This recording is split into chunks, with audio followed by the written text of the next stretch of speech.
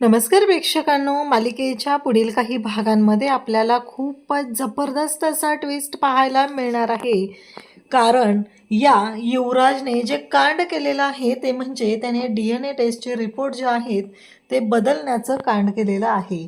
आणि मग तो आता निशिला आणि त्याचबरोबर पद्मिनीला म्हणजे त्याच्या आईला सांगत असतो की काहीही काळजी करायची गरज नाही, कारण DNA रिपोर्टचे जे आहेत, DNA टेस्टचे येणारे रिपोर्ट आहेत ते निगेटिव्हच येणार आहेत आणि त्या केदारला या घरातून धक्के मारत बाहेर काढावंच आहे. म्हणजे त्याला त्याच्या तोंडाला काळं फासून मी त्याला बाहेर काढणार आहे म्हणजे काढणार आहे, असं त्याने पण केलेलं असतं. आणि त्याच पद्धतीने त्यानं सर्व गोष्टी ठरवलेल्या सुद्धा असतात. त्यासोबतच इकडे आपल्याला पाहायला मिळतं ते म्हणजे तारिणीला या गोष्टीची पूर्ण कल्पना असते की असं काहीतरी गोंधळ होऊ शकतो, हा माणूस अशा पद्धतीने गोंधळ घालू शकतो, या सगळ्या गोष्टींची कल्पना तारिणीला असते. आणि म्हणूनच तर तारिणीने त्या सगळ्या गोष्टींची तयारी ऑलरेडी केलेली असते, वरून प्रेशर आणलेलं असतं आणि या युवराजने तिथे पैसे देण्याचं काम केलेलं असतं. आणि तो आता निशिला आणि पद्मिनीला सांगत असतो की आपलं काम झालेलं आहे, काहीही झालं तरीही ते रिपोर्ट जे आहेत ते निगेटिव्हच येणार आहेत. तारिणी हे सगळं बोलणं ऐकते आणि तिनं ठरवते की आता शांत राहायचं नाही, कारण या माणसाने जे काही कांड केलेलं आहे ते कांड सर्वांच्या समोर आणायचं आणि त्याला शिक्षा द्यायची. कारण याने केदारला तोंडावर पाडण्यासाठी, केदारच्या तोंडाला काळं फासण्यासाठी या सगळ्या गोष्टी केलेल्या आहेत, पण त्याला मात्र त्याची शिक्षा भोगावी लागणारच आहे. इकडे तारिणी केदारकडे येते आणि केदारला सांगू लागते, केदार, त्या युवराजने खूप मोठा प्लॅन केलेला आहे, खूप मोठा राडा करायचं ठरवलंय. केदार म्हणतो, काय झालं? तेव्हा तारिणी सांगू लागते की त्याने असा प्लॅन केलेला आहे की DNA टेस्टचे रिपोर्ट चेंज करायचे. आता मात्र इकडे केदार खूप चिडलेला असतो, कौशिकी त्याचबरोबर तारिणी दोघेही तिथं असतात. केदार म्हणत असतो की मी शांत राहणार नाही, कारण आत्तापर्यंत खूप गोष्टी झालेल्या आहेत, तरीही मी शांतपणे सर्व गोष्टी हँडल करत होतो. पण जर ही परिस्थिती अशीच उभी राहणार असेल तर मला मात्र या सगळ्या गोष्टींच्या बाबतीत विचार करावा लागणार आहे. हे सगळं आता केदार बोलत असतो. आणि त्याच वेळी इकडे आपल्याला पाहायला मिळतं की जेव्हा हे सगळं चालू झालेलं असतं तेव्हा मात्र तारिणी आता खंबीरपणे उभी असते, ती म्हणजे केदारच्या पाठीशी. तारिणीला माहिती आहे की काहीही झालं तरी कोणत्या गोष्टी कोणत्या थराला जाऊ शकतात, या गोष्टीची पूर्ण कल्पना तारिणीला आहे. आणि म्हणूनच तारिणीने आता ठरवलेलं असतं. आणि मग आता मीडिया सगळेजण आता कौशिकी आणि दयानंद काका या दोघांना घेरतात आणि प्रश्न विचारू लागतात की काय झालेलं आहे, म्हणजे हे सगळं काय आहे. इकडे खूप आनंद झालेला असतो आणि हा तोंडाला काळं फासायच्या तयारीतच असतो. आणि कारण ह्याला माहिती आहे की याने काय कांड केलेलं आहे, रिपोर्ट निगेटिव्ह कसे येणार आहेत, या सगळ्या गोष्टींची जाणीव या युवराजला असते. आणि मग मात्र युवराज म्हणू लागतो की आता मी ठरवलेलं आहे त्या पद्धतीने सगळ्या गोष्टी होणारच आहेत. तेव्हा मात्र इकडे पाहायला मिळतं ते म्हणजे आता केदारला सुद्धा मीडियाने घेरलेलं असतं आणि हे सगळं काय आहे या संदर्भातले प्रश्न विचारले जात असतात.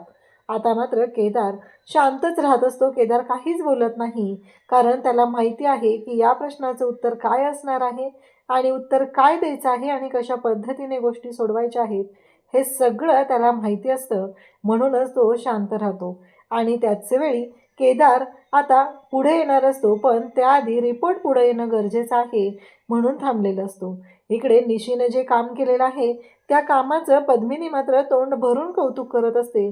तिचं असं म्हणणं असतं की जे काय झालेलं आहे ते अगदी उत्तम झालेलं आहे, त्यामुळं कोणत्याही गोष्टीचं वाईट वाटून घ्यायची गरज नाही, असं ती निशीला समजून सांगत असते.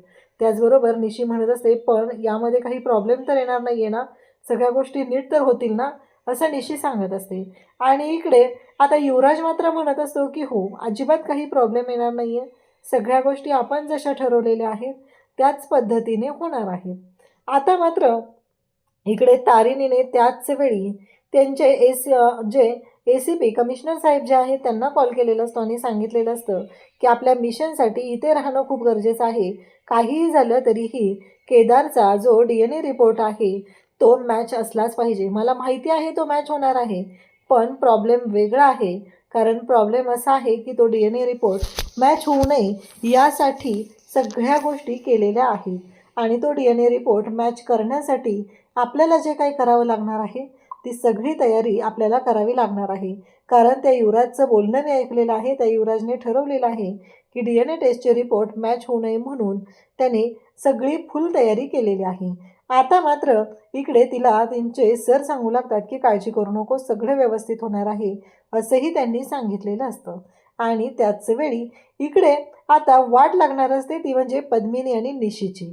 त्यांनी कितीही प्लॅन केलेला असला तरी त्यांचा प्लॅन कसा उधळून लावायचा हे तारिणीला चांगलंच माहिती आहे. कसं आहे, तारिणी एक ऑफिसर आहे. जरीही ती आत्ता सगळ्यांच्या समोर तशी असली तरीही तारिणी काय करू शकते या गोष्टीची त्यांना कल्पनासुद्धा नाही. परंतु इकडे निशी म्हणत असते की काही झालं तरीही त्या तारिणीला आपण जिंकू द्यायचं नाही, कारण त्या तारिणीमुळे माझ्या आयुष्याचं मातेरं झालेलं आहे. तिच्यामुळं माझ्या बाबतीत एवढ्या सगळ्या गोष्टी चुकीच्या पद्धतीने घडत आहेत. त्यामुळं मी शांत राहणार नाही असं निशीचं म्हणणं असतं. आणि तिच्या सासूने तिला सांगितलेलंच आहे की तुला काहीही करून एक गोष्ट करायची आहे आणि ती म्हणजेच की या घरामध्ये तुला एक गोष्ट करायची आहे, केदारला या घराच्या बाहेर काढण्यासाठी जे काय करता येईल ते सगळं करायची तयारी तुला ठेवायची आहे. तर इकडे मात्र तारिणी आणि सरांचं बोलणं झालेलं आहे. केदारला सुद्धा तारिणी समजून सांगत आहे की केदार काळजी करू नको, सगळ्या गोष्टी नीट होणार आहेत, तुला अजिबात घाबरण्याची गरज नाही. कारण मला माहिती आहे की हे जे रिपोर्ट आहेत ते व्यवस्थितच असणार आहेत असंही ती सांगत असते. तरीही कुठंतरी मनामध्ये एक चलबिचल असते, नक्की काय होईल, कशा पद्धतीने गोष्टी होतील ही काळजी वाटून राहिलेलीच असते. आणि तारिणीने सांगितल्याप्रमाणे त्यांच्या सरांनी जेव्हा साहेबांनी सगळी चौकशी केलेली असते तेव्हा गोष्टी क्लिअर होतात. आणि त्या म्हणजेच की गोष्टी अशा पद्धतीनं क्लिअर होतात की ज्याचा विचारही कोणी करू शकत नाही आहे. म्हणजे युवराजने तिथे जाऊन पैसे दिलेले असतात आणि ते पैसे देऊन तिथं ते काम सुरू केलेलं असतं. आणि त्याचबरोबर इकडे आपल्याला पाहायला मिळतं की तारिणी आता खंबीरपणे उभी असते. तारिणी म्हणत असते की त्या युवराजचा डाव उधळून लावायचा आणि सर मी तुम्हाला कळवेल त्यावेळेस तुम्ही फोर्स पाठवा, कारण त्या युवराजला पोलिसांच्या ताब्यात दिल्याशिवाय मी शांत राहणार नाही असं सुद्धा आता सांगितलेलं असतं. आणि त्याचबरोबर इकडे आपल्याला पाहायला मिळतं ते म्हणजे तारिणी जेव्हा या सगळ्या गोष्टी करत असते तेव्हा केदार थोडासा टेन्शनमध्ये असतो. पण केदारला माहिती असतं आणि त्याचबरोबर दयानंद काकांना सुद्धा माहिती असतं की या दोघांच्या बाबतीत, कारण दयानंद काकांनाही माहिती आहे की तो त्यांचाच मुलगा आहे आणि इवन केदारला सुद्धा माहिती आहे की दयानंद काका हे त्याचे वडील आहेत. फायनली कमिशनर साहेबांनी पुन्हा तारिणीला फोन करून सांगितलेलं आहे की तिथं रिपोर्ट चेंज करण्याचा प्रयत्न केलेला होता, पण ते रिपोर्ट चेंज करून तिथे आम्ही सगळं व्यवस्थित केलेलं आहे, ओरिजिनल रिपोर्ट आता पाठवलेले आहेत. आता मग इकडे दयानंद काका आणि कौशिकी बोलत असतात. आता सगळ्यांना बोलवून घ्यायचं आहे, मीडियासमोर आपण जाहीर करायचं आहे, कारण मीडियामध्ये प्रश्न विचारायला सुरुवात झालेली आहे. तर आपल्यालाही या गोष्टी व्यवस्थित पद्धतीने हँडल कराव्या लागणार आहेत असं ठरलेलं असतं. आणि मग कौशिकी त्या पद्धतीने दयानंद काकांशी बोलते.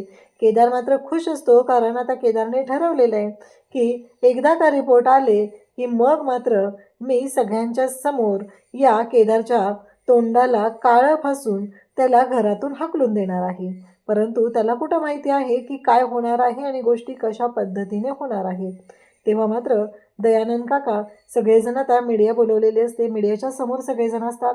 आणि जेव्हा रिपोर्टचं जे एनव्हलप आहे ते कौशिकी सगळ्या मीडियाच्या समोर ओपन करते आणि सगळ्यांच्या समोर ते जे एनव्हलप आहे ते उघडून त्यातले रिपोर्ट दाखवते. त्याच्यामध्ये रिपोर्ट हे पॉझिटिव्ह आलेले असतात आणि त्या रिपोर्टनुसार स्पष्ट होत असतं की केदार हा खांडेकरांचाच मुलगा आहे, केदार हा दयानंद खांडेकर यांचाच मुलगा आहे, ही गोष्ट त्याच्यामध्ये क्लिअर झालेली असते. आणि आता मात्र इकडे या युवराजचं तोंड पाहण्यासारखं झालेलं असतं. युवराज म्हणत असतो कसं शक्य, यांनी रिपोर्ट बदललेले आहेत. तारिणी म्हणते का का रिपोर्ट बदललेले असतील. आणि तेवढ्यातच तिथे पोलीस येतात आणि पोलीस आल्यानंतर दयानंद काका कौशिक यांना धक्का बसतो. तेव्हा तारिणी पोलिसांना तिथे सगळ्यांच्या समोर आता जे पुरावे आहेत म्हणजे DNA टेस्टच्या लॅबमधले जे CCTV फुटेज आहेत ते दाखवले जातात. आणि त्याच वेळी तारिणी सांगू लागते की हे बघा. आणि त्याचबरोबर आता कौशिकी म्हणालेली असते की हे सगळं करणाऱ्या युवराजला आत्ताच्या आत्ता पोलिसांच्या ताब्यात द्यायचं आहे. पोलीस आलेले असतात, युवराजने जो काही गोंधळ घातलेला असतो त्यासाठी पोलीस त्याला घेऊन चाललेले असतात. पण तारिणी आणि केदार या युवराजला कशा पद्धतीने वाचवतील, कारण त्यांनी कितीही गोंधळ घातला तरीही कौशिकीसाठी घराण्याची इज्जत ही तेवढीच महत्त्वाची आहे. तारिणी नक्की काय करेल आणि कसं सगळ्यांचं मन जिंकेल हे आपल्याला पुढे पाहायला मिळणार आहे. अशाच अपडेटसाठी चॅनलशी कनेक्ट राहा. थँक्यू.